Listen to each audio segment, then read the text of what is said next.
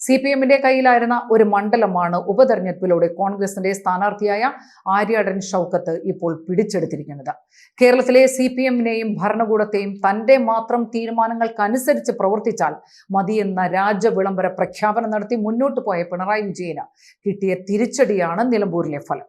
മാത്രമല്ല, കുറച്ചു കാലമായി പിണറായി ചോദ്യം ചെയ്യപ്പെടാൻ പറ്റാത്ത എന്തോ മഹാമനുഷ്യനായി CPM-ന്റെ നേതാക്കൾ വരെ അംഗീകരിക്കുന്ന കാഴ്ചയാണ് കേരളത്തിലെ ജനങ്ങൾ കണ്ടത്.